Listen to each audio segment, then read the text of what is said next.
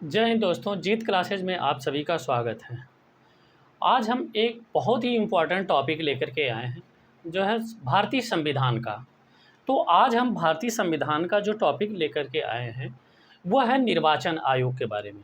तो आइए आज हम यहाँ पे डिस्कस करते हैं कि निर्वाचन आयोग है क्या, उसका कार्य क्या है और उसको कितनी शक्तियाँ दी गई हैं और उनका निर्वाचन होता कैसे है और वह उन्हें शक्ति कितनी दी गई है, क्या उन्हें अस्थायी तौर पर रखा जाता है, उनका कार्यकाल कितना होता है, वह किसे जो है नियुक्त कर सकती हैं और किसे हटा सकती हैं। तो इन सब के बारे में हम जिक्र करेंगे यहाँ पे और उनके कार्यों के बारे में हम यहाँ पे महत्वपूर्ण चर्चा के बारे में हम यहाँ पे डिस्कस करने वाले हैं। जैसा कि हम यहाँ पे निर्वाचन आयोग के बारे में जिक्र करने वाले हैं, तो बता दें कि निर्वाचन आयोग जो है भारतीय संविधान के भाग 15 में जिक्र किया गया है।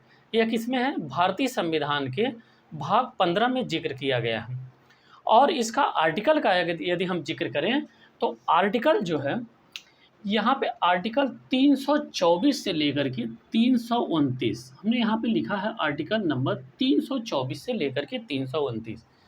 तो यहाँ से बहुत सारे फैक्ट प्रश्न बनते हैं, तो उसमें हम यहाँ पे जिक्र करते हैं। पहला यहाँ पे पूछता है कि भारत का निर्वाचन आयोग जो है वह किस भाग में पड़ता है, तो वह किस भाग के अंतर्गत आता है, तो यह जो है भाग 15 के अंतर्गत आता है। तो यहाँ पे देखिए भाग का जिक्र किए हैं, तो यह किसके अंतर्गत आता है? भाग 15 के अंतर्गत यह आता है। अब यहाँ पे एक बात और भी सामान्य है जानकारी के लिए, भारतीय संविधान में भाग की संख्या कितनी है? यहाँ पे भाग जो है 22 भाग है। मूल रूप से भाग कितने हैं? तो वर्तमान में 22 भाग का जिक्र किया गया है। तो यहाँ पे भाग 15 के अंतर्गत निर्वाचन आयोग है। अब निर्वाचन आयोग है क्या? यह है, यहाँ पे देखिए, एक अस्थाई, यहाँ पे क्या है? यह अस्थाई स्वतंत्र निकाय है तथा यह संवैधानिक निकाय है। अब यहाँ पे संवैधानिक निकाय क्या होता है? संवैधानिक निकाय यह कि जिसे संविधान द्वारा खुद बनाया गया है। यहाँ पे इसका क्या है? संविधान में इसका जिक्र किया गया है। जब संविधान का निर्माण हो रहा था तब इसका संवैधानिक दृष्टि से इस निकाय का जिक्र वहाँ पे किया गया है। इसे भाग में भी रखा गया है, इसे आर्टिकल भी दिया गया है। आर्टिकल 324 से लेकर के 329 तक। आर्टिकल नंबर 324 में, सॉरी 34 यानी 24 में, आर्टिकल 324 में निर्वाचन आयोग की व्यवस्था का जिक्र किया गया है। किसका? निर्वाचन आयोग की व्यवस्था का जिक्र किया गया है। अब यह होता है कि यह किसका किसका निर्वाचन करता है। तो यहाँ पे यह भी प्रश्न आता है कि यह किस किस का निर्वाचन करता है। तो यहाँ पे यह संसद का निर्वाचन करता है। किसका? यह संसद का निर्वाचन करता है और राज्य विधान मंडल का निर्वाचन करता है और राष्ट्रपति उपराष्ट्रपति के पदों को निर्वाचित यह करता है। किसके किसके निर्वाचन? यहाँ पे संसद के, राज्य विधान मंडल के, राष्ट्रपति के, उपराष्ट्रपति के पदों के निर्वाचन यह करता है। अब हम यहाँ पे देखते हैं कि इसमें जो निर्वाचन आयोग है, वर्तमान में इसमें आयुक्तों की संख्या कितनी? एक बात यहाँ पे आप लोग याद रखिएगा, जब भारतीय संविधान में निर्वाचन आयोग का जिक्र किया गया था तब मात्र एक मुख्य निर्वाचन आयुक्त होता था, वही आयुक्त होता था। उसके अलावा उसमें कोई भी आयुक्त नहीं होता था, अर्थात कोई सदस्य नहीं होता, एकल आयुक्त होता था। परंतु यहाँ पे वर्तमान में जो है 89 के बाद यहाँ पे 3 निर्वाचन आयुक्त किए गए हैं। क्या है? यहाँ पे इनकी संख्या कितनी हो गई है? बहुसंख्यक, जिसे 3 निर्वाचन आयुक्त यहाँ पे इनकी संख्या हो गई है। अब यहाँ पे जिक्र ये होता है कि इनकी नियुक्ति कौन करता है। तो यहाँ पे निर्वाचन आयुक्त की नियुक्ति जो करता है वह नियुक्ति राष्ट्रपति द्वारा होती है। किसके द्वारा होती है? इनकी नियुक्ति राष्ट्रपति द्वारा होती है। एक बात यहाँ पे और भी याद रखिएगा कि इनकी नियुक्ति तो राष्ट्रपति द्वारा होती है, लेकिन यह राष्ट्रपति के प्रसाद प्रयत्न यह पद धारण नहीं करते हैं। इनकी नियुक्ति क्या है? राष्ट्रपति द्वारा होती है। अब यहाँ पे जिक्र किया जा रहा है कि इनका वेतन और भत्तों के बारे में। वेतन भत्ता जो होता है वह कैसा है? इनका वेतन और भत्ता सर्वोच्च न्यायालय के न्यायाधीश के समतुल्य होता है। सर्वोच्च न्यायालय का न्यायाधीश का जो वेतन होता है उस वेतन के बराबर इन्हें भत्ता दिया जाता है। इन्हें सारी सरकारी सुविधाएं दी जाती हैं। किसके बराबर? सर्वोच्च न्यायालय के न्यायाधीश के बराबर इन्हें वेतन और भत्ते दिया जाता है, और भी अन्य जो सरकारी सुविधाएं हैं, आवास और सफ़र का, यात्रा करने का, इनका जितना भी सुविधाएं सरकारी हैं, उतनी सर्वोच्च न्यायालय के न्यायाधीश की समतुल्य दी जाती है। यहाँ पे इनके कार्यकाल का यदि हम जिक्र करें कि इनका कार्यकाल क्या है, तो इनका कार्यकाल जो है 6 वर्ष या 65 वर्ष। अब यहाँ पर यह जिक्र होता है कि 6 वर्ष या 65 वर्ष, अगर यदि किसी का निर्वाचन आयोग में उसकी उम्र 64 वर्ष है और उसे नियुक्त कर दिया गया, तो यहाँ पे यह कंडीशन रखी गई कि यह 65 वर्ष तक ही मैक्सिमम रहेगा। अब वो 64 वर्ष पे नियुक्त हुआ तो वह 6 साल तक कैसे रहेगा? नहीं रहेगा, वह 1 ही साल तक रहेगा। लेकिन यह पूरा एग्रीमेंट नहीं होता है कि वह 1 साल तक पूरा कार्यकाल पूर्ण करे। वह अपने कार्यकाल के पहले भी जो है अपनी जो है जो क्या करता है, उसे हटाया जा सकता है या वह कार्य मुक्त खुद हो सकता है। तो यहाँ पे 6 वर्ष जो लिखा गया है, यह 6 वर्ष या 65 वर्ष जो भी पहले हो गया, या तो वह 6 वर्ष पूर्ण कर लिया या 65 वर्ष पूर्ण कर लिया, वह अपना पद त्याग सकता है। यहाँ पे त्याग सकता नहीं, त्याग देता है। अब यहाँ पे यह जिक्र किया गया है, एक बात यहाँ पे उसके कार्यकाल के बारे में, उसका कार्यकाल अस्थायी नहीं है। उसका कार्यकाल को उसको उसके पद से पदमुक्त भी किया जा सकता है। कब? उसे कदाचार के आधार पर, उसके व्यवहार में त्रुटि के आधार पर, भ्रष्टाचार के आधार पर, उसे अयोग्य के आधार पर, उसे कार्यकाल से अर्थात 6 वर्ष या 65 वर्ष पूर्व भी उसे पदमुक्त किया जा सकता है। अब यहाँ पे जिक्र होता है कि पदमुक्त तो संविधान में दिया ही नहीं गया है। उसके निर्वाचन आयोग का जो यहाँ पे निर्वाचन आयुक्त होते हैं, उनका वहाँ पे पदमुक्त करने का कोई संविधान में जिक्र नहीं किया गया। परंतु यहाँ पे यह बात बताई गई है कि इनको पदमुक्त जैसे किया जाएगा जैसे संविधान, भारतीय संविधान में न्यायाधीश को किया जाता है, वैसे इन्हें पद से पदमुक्त किया जाएगा।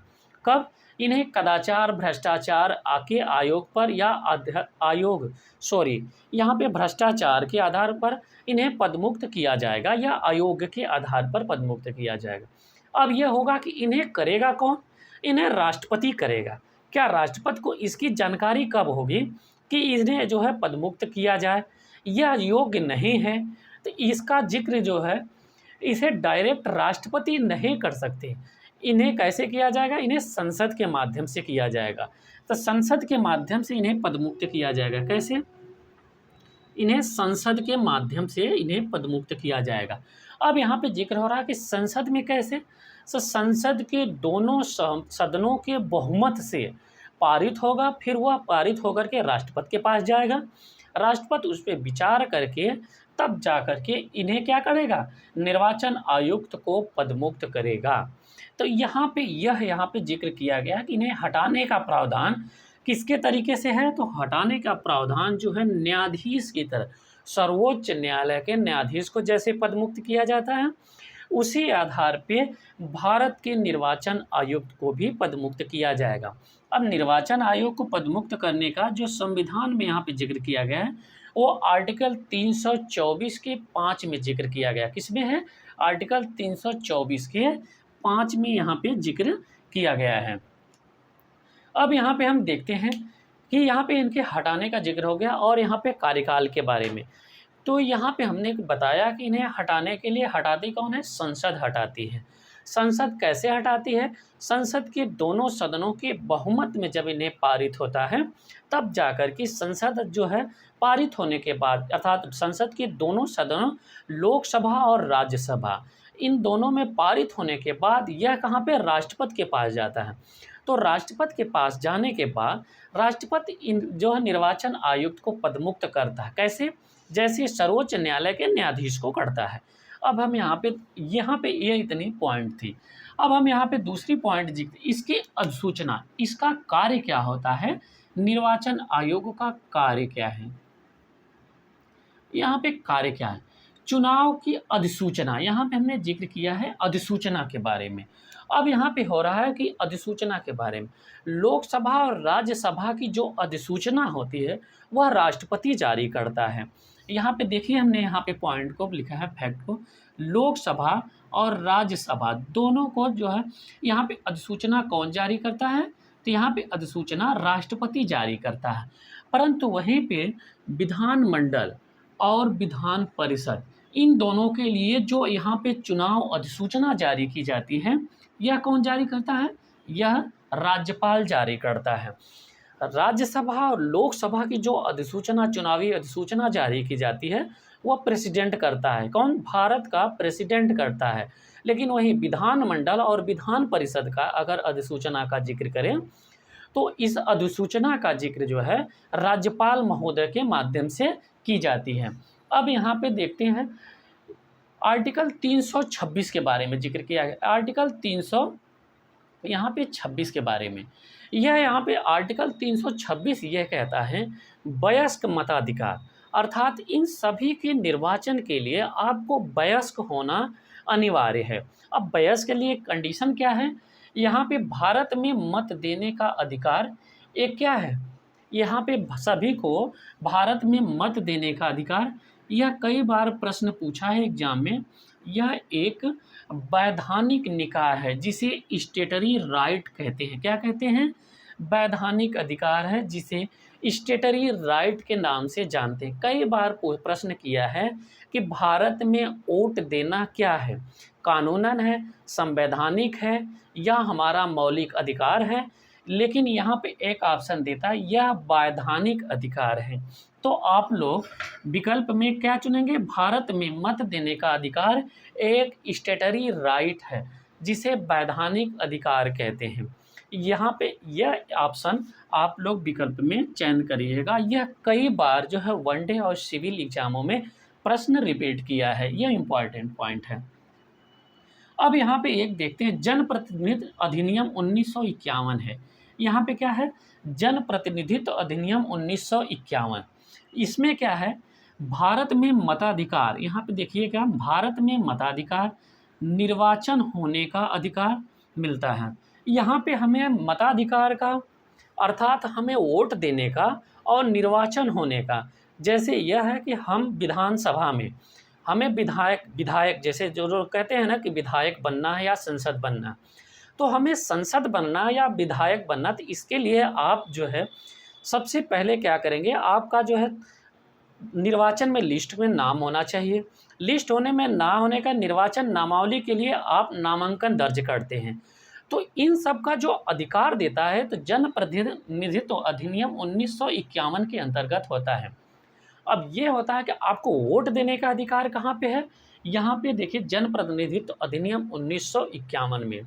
और आपको चुनाव लड़ने का, सीधे सीधे ये समझिए कि आपको विधानसभा का, जैसे विधायक बनने के लिए, संसद बनने के लिए, विधान परिषद बनने के लिए, राज्यसभा बनने के लिए, यह आपको अधिकार कौन देता है, तो यह आपका जनप्रतिनिधित्व अधिनियम 1951 देता है। यहाँ पे यह पॉइंट आप लोग याद रखिएगा, निर्वाचन होने के लिए और मताधिकार अर्थात वोट देने के लिए।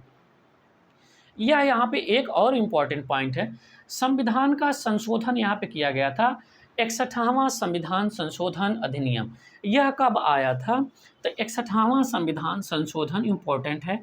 इम्पोर्टेंट क्यों है? यह 1928 में आया था। कौन है? 61वां संविधान संशोधन अधिनियम 1928। यह इम्पॉर्टेंट क्यों है?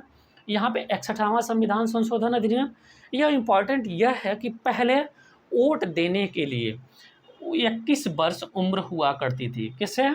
21 वर्ष उम्र होती थी। लेकिन 61वें संविधान संशोधन 1988 के अंतर्गत उम्र को घटा करके 21 वर्ष से 18 वर्ष किया गया। कब कितना किया गया? 18 वर्ष किया गया। यहाँ पे ध्यान दीजिएगा कि जो 21 वर्ष से घटा करके उम्र कितनी की गई? 18 वर्ष किया कर दिया गया। अब यहाँ पे यह 1988 में 61वां संविधान संशोधन अधिनियम 1988, यह 1988 में पारित भी हुआ था, परंतु यहाँ पे लागू जो हुआ था वह 1989 में, तो आपको यहाँ पे कन्फ्यूजन कर सकता है कि यह संविधान पारित कब हुआ था, अधिनियम कब बना था, तो 1988 में। लेकिन यह लागू कब हुआ था, 89 में, अर्थात 89 में लागू हुआ था। 89 में, 1989 में लागू हुआ था। इसमें 61वें संविधान में क्या है, 21 वर्ष से 18 वर्ष उम्र किया गया था। अब यहाँ पे देखते हैं स्थानीय निकायों के बारे में।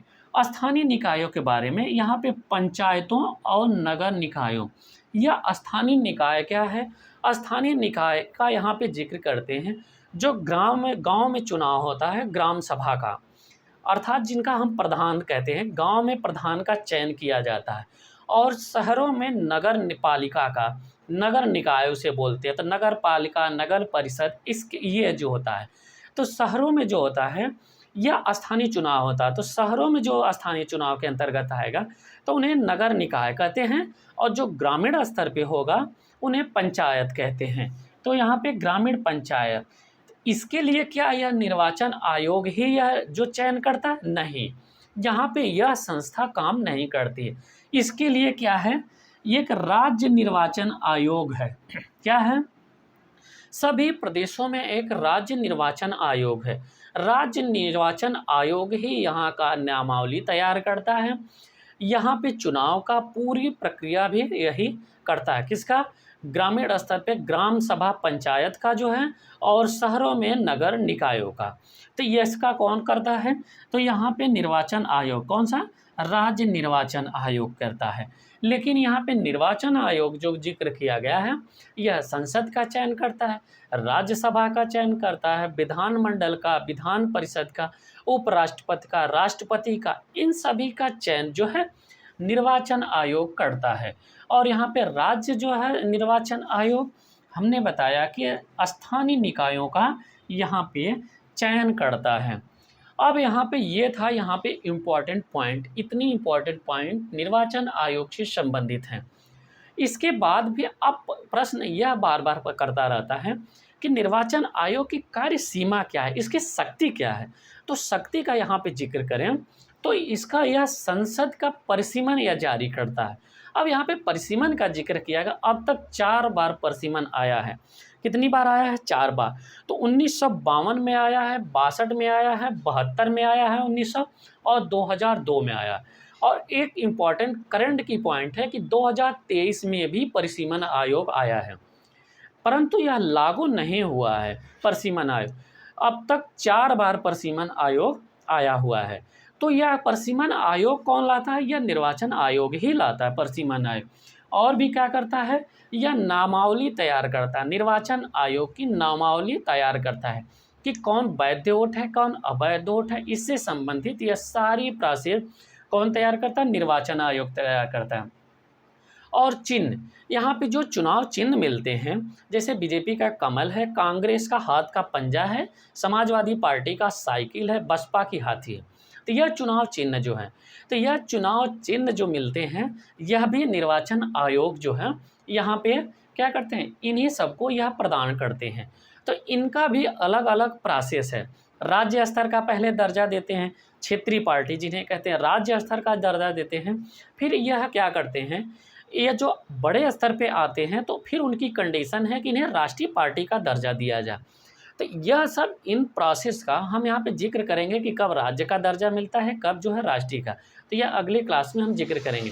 परंतु यहाँ पे यह आप लोग ध्यान दीजिए कि यह चुनाव चिन्ह जितने भी इससे संबंधित जो विवाद होते हैं, जैसे अभी हाल ही में महाराष्ट्र में शिवसेना पार्टी जब उससे बिलगाव हुआ, फिर उसमें यह हुआ कि इन दोनों में किसके पास जो उसका चुनाव चिन्ह जाएगा। तो इसमें इस चुनाव चिन्ह का भी निवारण निर्वाचन आयोग ही करता है। और यहाँ पे जितने भी विवाद होंगे, जैसे वोट पड़ने के दौरान अगर किसी भी हिंसा होती है तो उससे संबंधित जितना भी विवाद है, यह निर्वाचन आयोग ही इसे करता है। और यहाँ पे प्रचार प्रसार, टेलीविज़न, जितने भी आपको सारी की सारी सुविधाएं एक निर्वाचन आयोग अर्थात चुनाव के दौरान, चुनाव प्रणाली के दौरान दिया जाता है। इस सब का निर्धारण चुनाव आयोग ही करता है। यहाँ पे देखिए, अगर किसी भी मामले से संबंधित निर्वाचन आयोग, यहाँ पे किसी भी राष्ट्रपति शासन, यहाँ पे ध्यान दीजिएगा, यदि किसी राज्य में राष्ट्रपति शासन लग जाता है तो अब उसका 1 साल पूर्ण हो जाने के बाद अब यह तय होता है कि राष्ट्रपति को सलाह कौन देगा कि यहाँ पे इस राज्य में चुनाव कराया जाए या नहीं कराया जाए। तो इन सब का भी यह काम कौन करता है? निर्वाचन आयोग ही करता है। तो इस तरीके से बहुत सारी सुविधाएं, जितनी भी निर्वाचन आयोग से संबंधित सुविधाएं हैं, इनका विवाद हुआ या निर्वाचन आयोग हुआ या राष्ट्रपति शासन लगता, इन सभी की सलाह राष्ट्रपति को ही देता है। अब यहाँ पे बात यह होती है कि जो राज्य निर्वाचन आयोग होता है उनमें आयुक्तों की नियुक्ति करने के लिए कौन सलाह देता है? इसमें भारत का मुख्य निर्वाचन आयुक्त जो है यहाँ पे सलाह देता है, किसको? राष्ट्रपति को देता है। ये आप इसको चयन करिए। तो यहाँ पे हटाने का प्रावधान भी राज्यपाल महोदय के माध्यम से राष्ट्रपति करते हैं। तो यहाँ पे यह भी ध्यान दीजिएगा, हटाने का काम राष्ट्रपति ही करते हैं और नियुक्त करने का काम भी राष्ट्रपति ही करते हैं। लेकिन राष्ट्रपति के प्रसाद प्रयत्न पद धारण निर्वाचन आयोग जो आयुक्त नहीं करता है। यहाँ पे हटाने की सलाह कौन देगा? यहाँ पे संसद देगी, संसद के दोनों सदन देंगे और इसे पारित कराना पड़ता है। जैसे लोकसभा में गया तो लोकसभा के द्वारा पारित कराना पड़ता है, फिर राज्यसभा के द्वारा पारित कराना पड़ता है। इन दोनों के पारित होने के बाद तब जाकर के यह संसद के राष्ट्रपति के महोदय के पास जाता है और राष्ट्रपति महोदय जब उसे पारित करते हैं तब जाकर के उन्हें पदमुक्त किया जाता है। तो यह यहाँ पे हटाने का प्रावधान था। तो आज की जो यह निर्वाचन आयोग जो है, यहाँ पे निर्वाचन आयोग की प्रणाली बहुत इम्पॉर्टेंट है। इससे वनडे और सिविल सर्विसेज में बहुत प्रश्न आते रहते हैं। तो यहाँ पे हमने जितने भी महत्वपूर्ण प्रश्न हैं, आप लोग प्रीवियस ईयर के प्रश्न उठा करके देख लीजिएगा, इससे बाहर कुछ भी नहीं जाएगा। आप लोग इसे 1 से 2 बार वीडियो देखेंगे तो सारा का सारा कॉन्सेप्ट क्लियर हो जाएगा। आप लोगों को क्लास अच्छी लगती है तो शेयर करिए, लाइक करिए। धन्यवाद। और यदि आप कोई सुझाव देना चाहते हैं तो आप ये मटेरियल ऐड करिए या अपने पढ़ाने के तरीके में बदलाव लाइए, तो हम यहाँ पे आपके जो है द्वारा दिए गए सुझाव का पालन करेंगे। और भी किस टॉपिक पे हमें वीडियो बनाना चाहिए, आप इसका भी कमेंट बॉक्स में सुझाव दीजिए। हम आपके कमेंट बॉक्स में सुझाव का इंतज़ार करेंगे। तो आप लोग क्लास को शेयर करिए, लाइक करिए। धन्यवाद।